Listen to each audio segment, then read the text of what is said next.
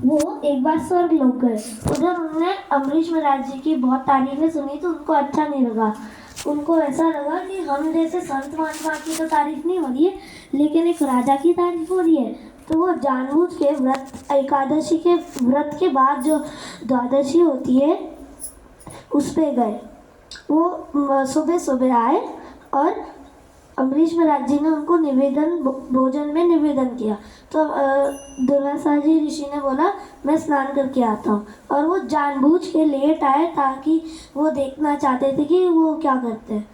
तो पारण का समय निकलते जा रहा था, तो अम्बरीश महाराज जी अपने राजगुरु के पास गए और उनसे पूछा कि मैं क्या करूँ, पारण का समय निकल रहा है। तो राजगुरु जी ने बोला कि तुम एक तुलसी का पत्र और ठाकुर जी का चरणामृत लेके पारण कर लो।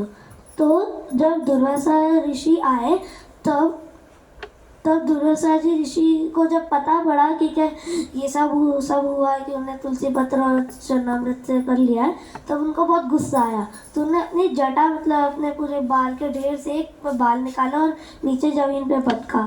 फिर उससे एक राक्षसी नाम कृत्या प्रकट हुई।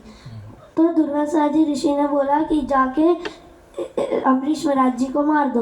तो अम्बरीश महाराज जी ने दुर्वासा ऋषि से प्रार्थना की कि हमारी तो कोई गलती ही नहीं है, हमने तो सिर्फ एक तुलसी का पत्र और चरणामृत लेकर पारण किया था। तो वो एक सुदर्शन चक्र था जो अम्बरीश महाराज जी के राजधानी के पहरेदार करता था, मतलब उसकी रक्षा करता था।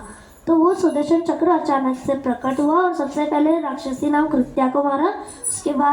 उसके बाद वो दुर्वासा ऋषि के पीछे पड़ गया। फिर वो सबसे पहले गए ब्रह्मलोक।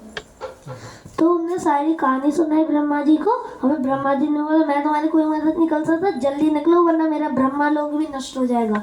फिर वो निकले और फिर शिवलोक गए। शिवलोक में उन्होंने सारी कहानी सुनाई तो शिव जी ने बोला मैं तुम्हारी कोई मदद नहीं कर सकता, जाओ यहाँ से। फिर वो गए और फिर वैकुंठ धाम गए। तो उधर ठाकुर जी के धाम मतलब, तो वो उधर गए। उन्होंने ठाकुर जी से प्रार्थना की कि ये आपका सुदर्शन चक्र मेरे पीछे पड़ा है, मुझे मेरी रक्षा करो। तो भगवान जी ने बोला मैं तुम्हारी कोई रक्षा नहीं कर सकता हूँ क्योंकि तुमने एक भक्त का अपराध किया है। ठीक है, क्योंकि भक्त का अपराध करना बहुत गलत बात है। तो दुर्वासा ऋषि ने बोला कि क्या आप मेरी मदद कर दो। तो कृष्णा ने बोला मैं तुम्हारी मदद नहीं कर सकता, तो हमने एक बहुत बड़े भक्त का अपराध किया, इसलिए तुम उनके ही पास जाओ और उनसे क्षमा मांगो। अगर तुम मेरे प्रति कोई अपराध करते तो फिर मैं तुम्हें माफ़ कर देता, लेकिन तुमने एक संत का अपराध किया इसलिए उनके पास ही जाओ और उनसे क्षमा मांगो। फिर दुर्वासा ऋषि गए और उनसे क्षमा मांगी, अम्बरीश महाराज जी से क्षमा मांगी।